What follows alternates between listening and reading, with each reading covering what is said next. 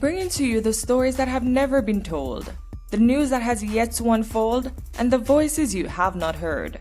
This is the Caribbean Cannabis channel, where we meditate and educate on all things ganja within the Caribbean region, with your host, Prophet Natty. Okay, my people, welcome back to another episode of the Caribbean Cannabis channel. Now, this episode that we have today is actually something that we have been holding. We have been holding and we've been planning this, and this link up was due a long time. Quite some time. Yeah, we actually had a link up before, but we're back again. Both of us doing our thing, and I'm here with the one and only Caricom Don, my brother from Barbados, who's outside pushing for community development, for social development, not just in his community locally, but for Barbados on the whole and spreading it to the further region. So, Don, tell me how you're feeling. I'm feeling great, man. Good to link up again. I know we talked a couple months ago, but pleasure to be back here again. It's definitely a vibe. So, it's a regional podcast. We're in different parts of the region. Currently, I'm in Turks and Caicos. Which part you are based in right now? Currently, I'm in New York City, just seeing some friends and family, doing some networking. But for the most part, I'm right there in BIM, Barbados, all the time. Nice. So, from what I understand, in Barbados right now, you have your own movement. I don't want to say it's a political movement, although I'm sure it has political side to it. However, it's really a social movement. It's really a movement of progressive thought and progressive action, starting from the ground up. I see you do a lot of community work. Yeah. Like where that inspiration came from, and where did you actually start with that? Yeah, I mean, as you said, it's not a political movement by any stretch of the imagination. It's just good vibes, positivity all around. And the goal is to empower the youth, empower all people, and basically be a voice for those who are being underrepresented and underheard right now. I just feel it's very important to, be the change you wanted to see in the world. And I don't think enough young people in Barbados are voicing their concerns on issues that we're facing. Obviously, Barbados going through the rampant inflation that everywhere else in the world is going through. So I just think that everybody needs to hold themselves, the government, and each other accountable. And I just think that this is the best way to do it. I think that, as you said, grassroots community organizations are the best way to really make active change in the community. And I just thought it was the best thing to do. Agreed. You definitely need to start from a grassroots perspective, because at the end of the day, the grassroots is who really drive the economy, no matter how much persons talk about the suits and the politicians, etc. It's really the persons on the ground actually moving. But you're one of the youngest social movement leaders in Barbados at this time, I would say. And a lot of the time when persons hear about persons who are leading their movements, it usually starts because they wanted to fix something. I know that you would have mentioned about the community development, but what was the real catalyst? Was it that you were seeing your leaders not necessarily stepping up to the plate or addressing issues that you and your peers and others like you have been talking about? Like, what really drove that?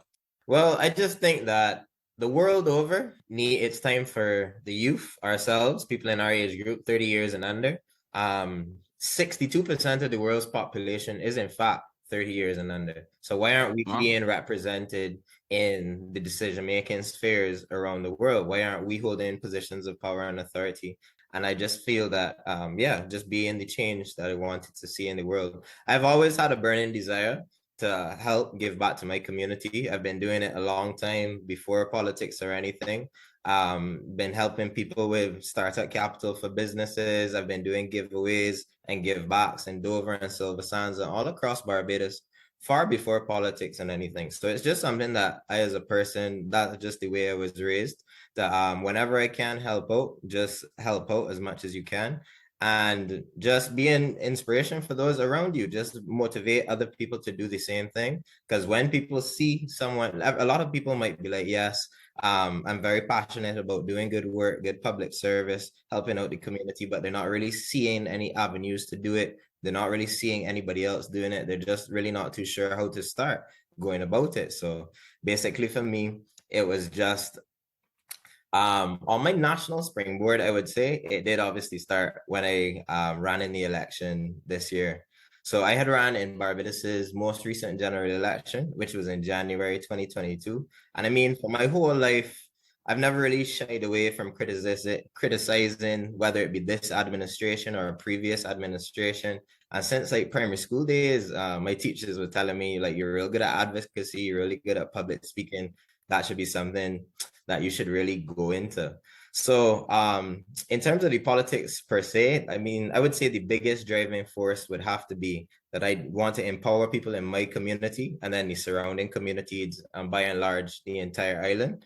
And so, as I said, I've been, giving away food. I've been giving away money to business owners who want to start up businesses for quite some time now, a couple of years.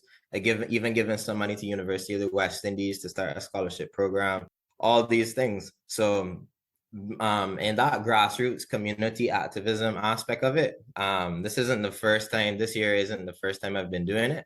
So I just wanted to take my talents to the national level, I would say.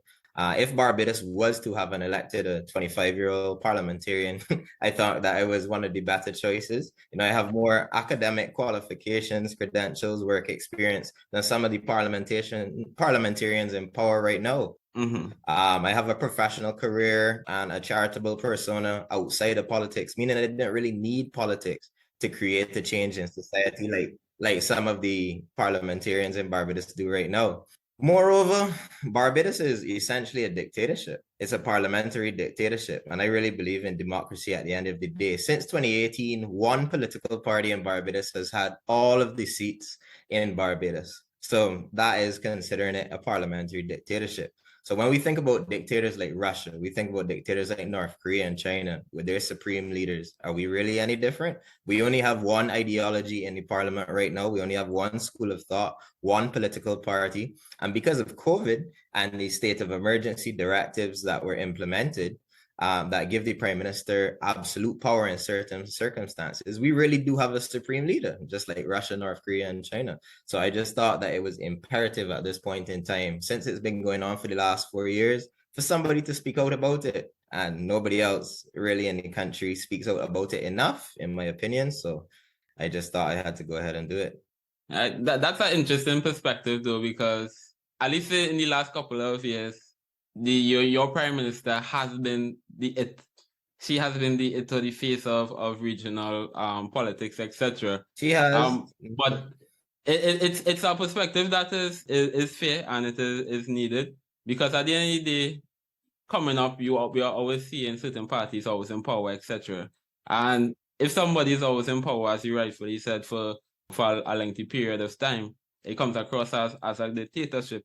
And that leads me into the empowerment, and not just empowerment from on a political side, but we're on the Caribbean Cannabis channel, and similar to you, what I try to do through this channel, through this platform, is empower persons to actually speak about cannabis use and how cannabis has affected their lives or benefited their lives, which it has done for a number of us. And in the region right now, there's the green rush happening, and I see where cannabis can be used as that tool for empowerment. Barbados actually started into the process of opening up an industry.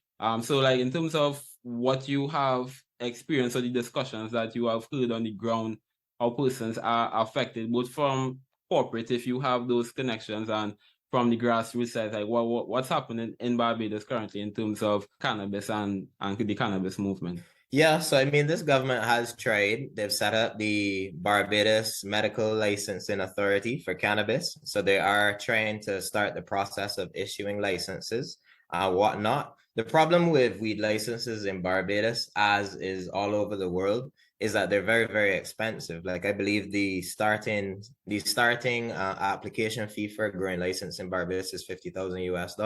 So who's going to be able to get those kind of licenses? It's not going to be the people that were typically oppressed by marijuana laws in the past. It's going to be big international growers. We have international marijuana companies, cannabis companies that come into Barbados. They survey farms and farmland all the time to set up grow operations. But what about the cannabis farmers that we have right here at home who have been disenfranchised for so long, and now that the laws are finally turning in their favor, they might be sidelined from the very own industry that they are passionate about from the beginning of time, and that their brothers and sisters might have been arrested, put in jail for from the beginning of time. So in terms of the actual laws, Barbados has decriminalized weed, and I believe you can carry up to 14 grams, half an ounce at a time without carrying a criminal penalty. It'll just be like a ticket, like a speeding ticket. So from that point of view, it's amazing. It's going to reduce the amount of police hours that are spent on frivolous, like non-violent weed offenses. It's going to reduce the amount of people incarcerated that taxpayers are going to have to pay for non-violent drug offenses. So those are all very positive steps. The only thing I would like to see is more inclusivity around how these licenses going forward are awarded.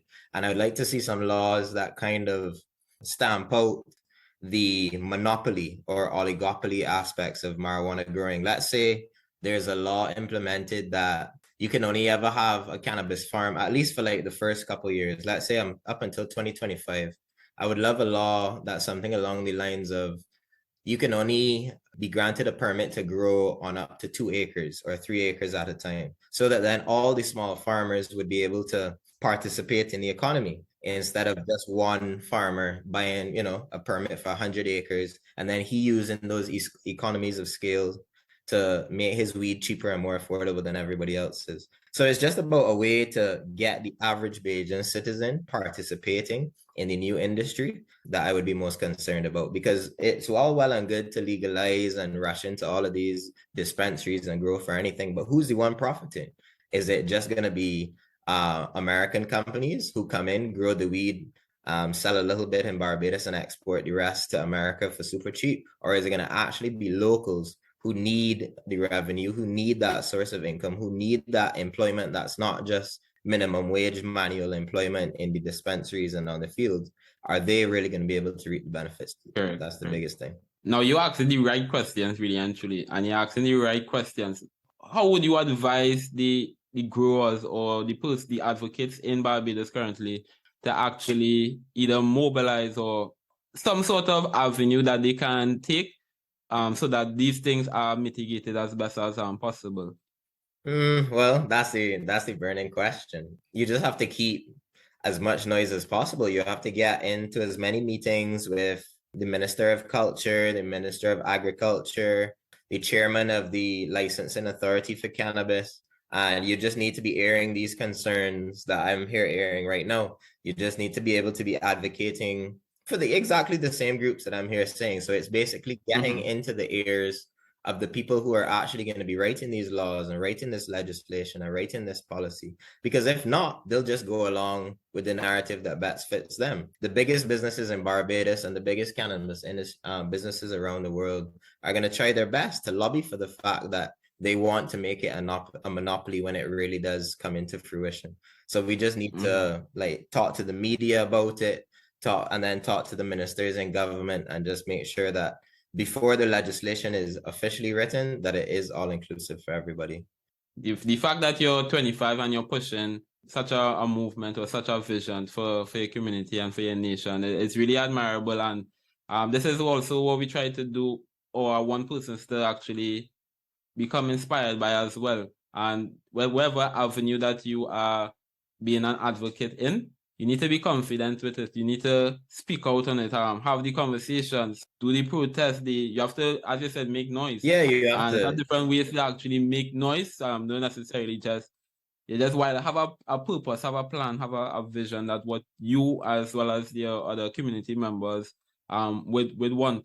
And in terms of Barbados or even across the region, because I know that you travel.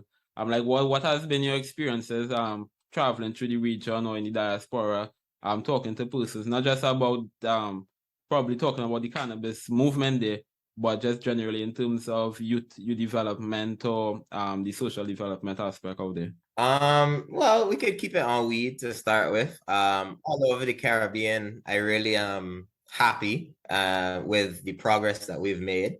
I don't know the statistics directly, but I would say the majority of the Caribbean countries have moved to at least decriminalize it for now. I know they have places like, I believe in St. Kitts, it's fully legal. Trinidad, is Trinidad fully legal too?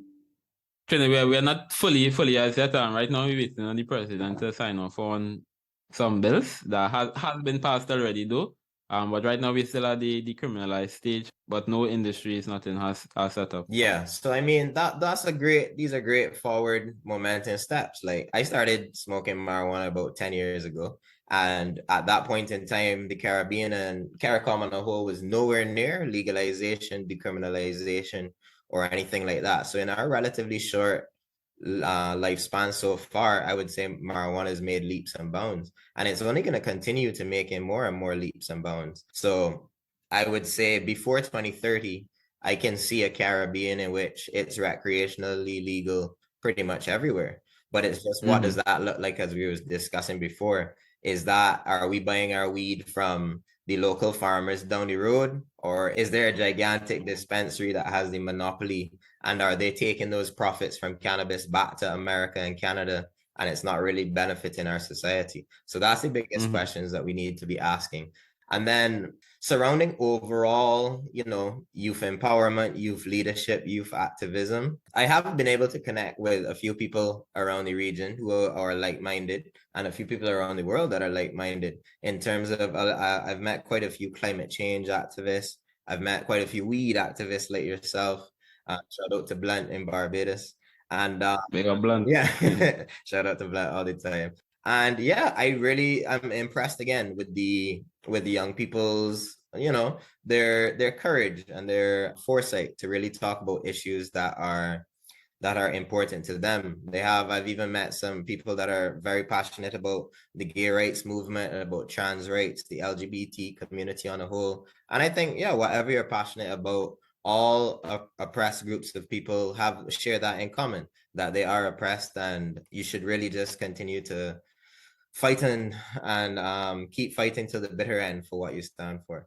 So whether it's marijuana, whether it's politics, whether it's whatever, I really do think that we need to use the tools at our disposal. It has never been as easy as it is right now to make your voice heard around the world. Either of us can selfie record a video, post it on the internet, whether that be Facebook, Twitter, Instagram, wherever, and it has the opportunity to be seen by 1 billion people. Like, when on earth in the human civilization has that been possible before? So I mean, if you believe in something and you believe it to your core and you want to see it to fruition as badly as you want to breathe, it's easy to do it. You just got to keep consistent. In your case, keep bringing out more and more weed content. Try and make talking about weed as little a taboo as possible, which you're doing a great job of.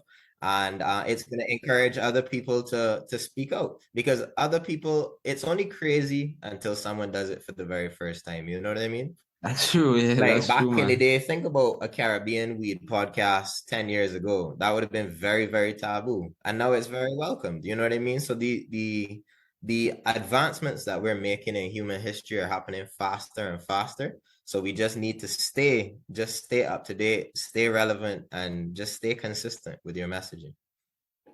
Nah, that's facts, man. And I couldn't say it better myself. Let's get into some thought-provoking questions. So if you were to actually put forward 2 laws right now that will assist the cannabis industry in Barbados, or just generally, what are 2 laws that you must have within that bill? You're drafting a bill. What are 2 laws you must have? Number 1 would be the suggestion I made earlier. Until I would let's say the bill is going to be signed into law and fully legal in Barbados tomorrow.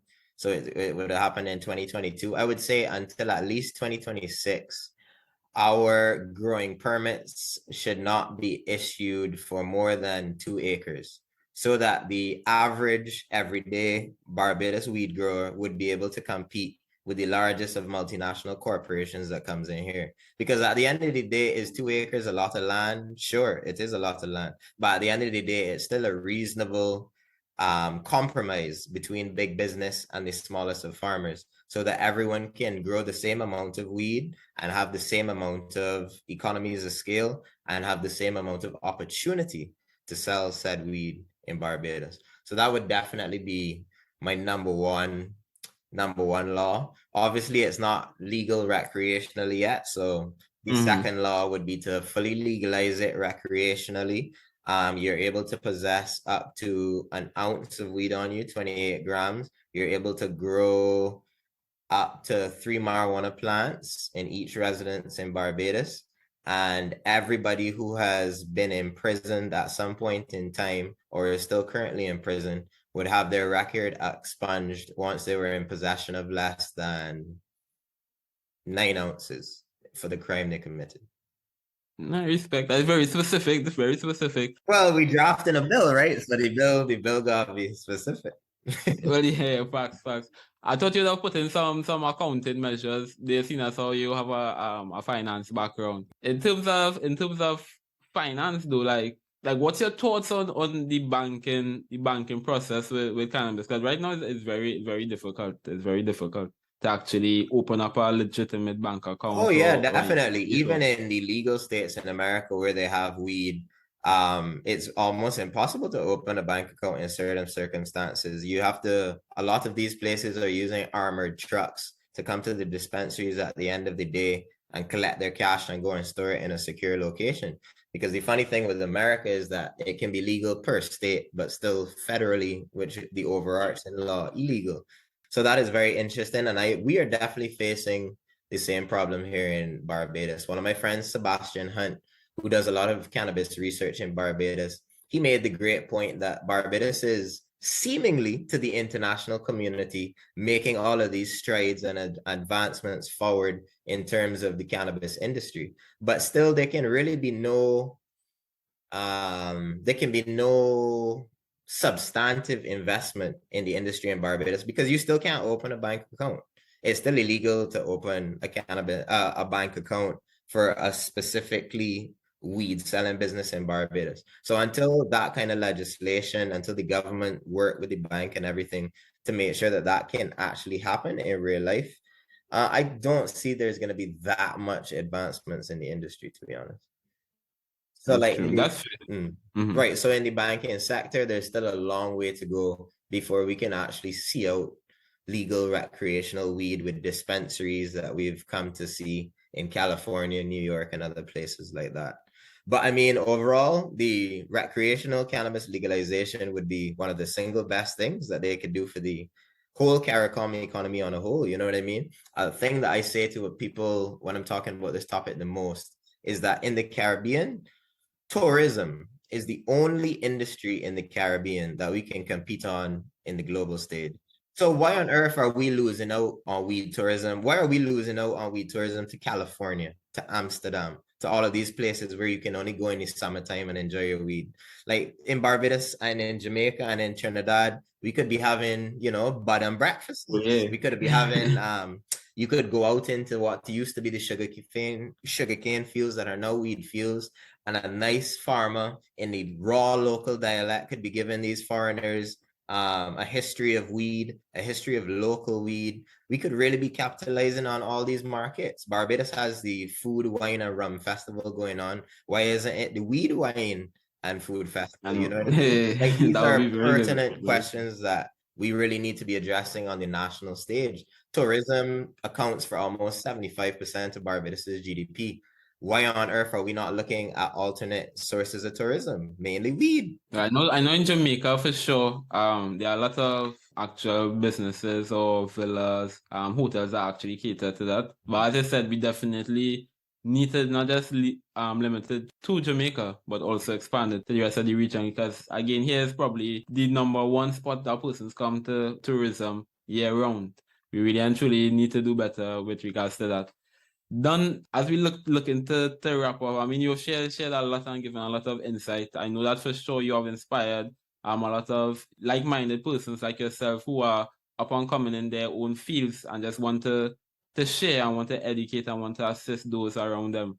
So we like to get some questions in to make our audience know our guests a little bit more. Like, what's one of your go-to artists or your go-to genres of music that you always listen to?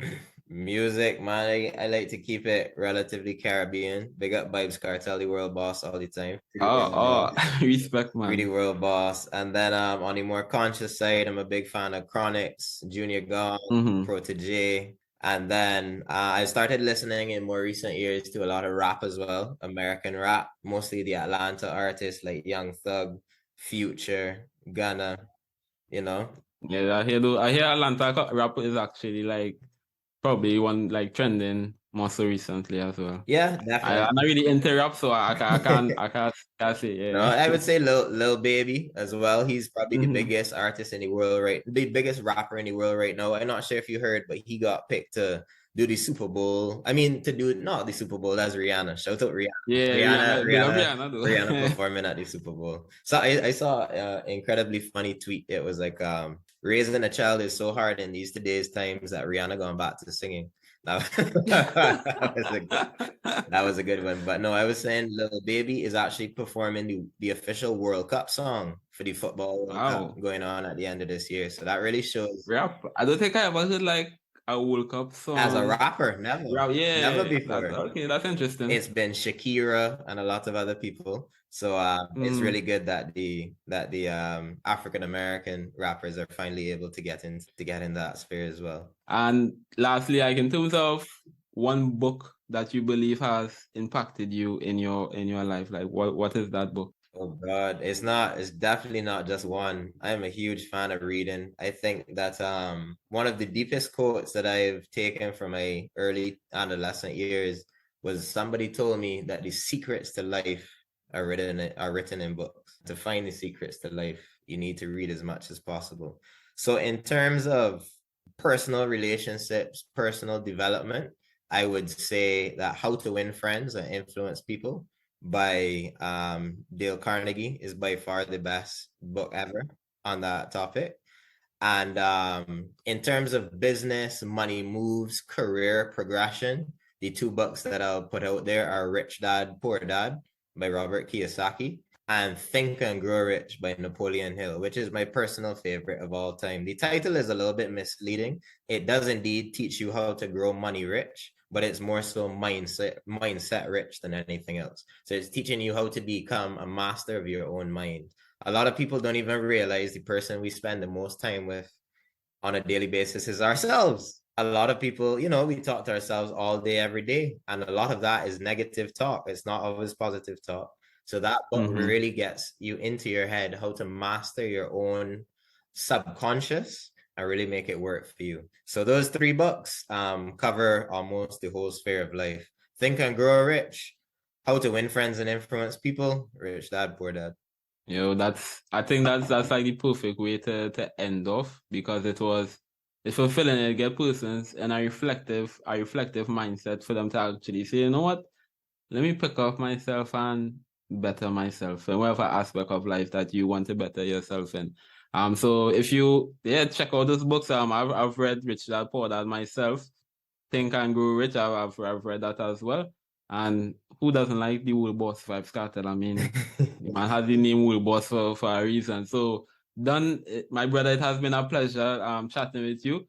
Before you do leave, though, let the persons know where they could find you, where they could support your movement, and where they could learn more about you. Oh yeah, definitely. So I'm the biggest platform I'm on at the moment is Instagram. So Build Up BIM. BIM is short for Barbados, BIM. That is my community outreach page, where we do lots of giveaways. We've been able to partner with some of Barbados's bigger businesses. We've given away mattresses to homeless people. We've partnered with fast food restaurants to feed some youth. We've partnered with big financial companies to give away laptops and other back to school items. So, and we're only in a couple months in, and by next year, towards the end of next year, I would love to see it as the biggest community empowerment organization in Barbados. I use the terminology Build Up BIM so that then we can go into other things. We can have a Build Up TNT. We can have a Build Up JA. We can have, like right now I'm here in Brooklyn, build up Brooklyn. You know what I mean? If I'm over, What big diaspora out in Brooklyn. Somebody out in London could be like, build up Brixton. Brixton is a Caribbean community in London. You know what I mean? So I just want it to be a whole build up wherever you are type movement. I'm doing it here in BIM, but we need people all around the world, young people just like me and you, who are passionate about social change and social mobility for people that look like us, to really be the catalyst of this change and start these movements all over the world. Other than that, my personal IG is Caricom Don. I talk about a lot of politics and the same community outreach on that page. And then I have a smaller page as well, which I've started to do a little comedy on, called Real Don Data 246. So feel free to follow all three. Done. Again, we'll definitely link up. Can't wait until I'm in Barbados. So we bounce up in some parts of the region, so both of us are, always on the move. So yeah, man, definitely. Until next time, my brother, stay safe, continue to meditate and educate where you go, man. Yeah, man. Hopefully we can link up in person one of these days, smoke a big one, and have a nice medi. Of course, man. Don't know. Thanks for listening to another episode of the Caribbean Cannabis channel. Be sure to like and subscribe. You can also follow us on Instagram and Facebook so you don't miss out on any of the exciting news happening across the region. Until next time, remember to meditate and educate.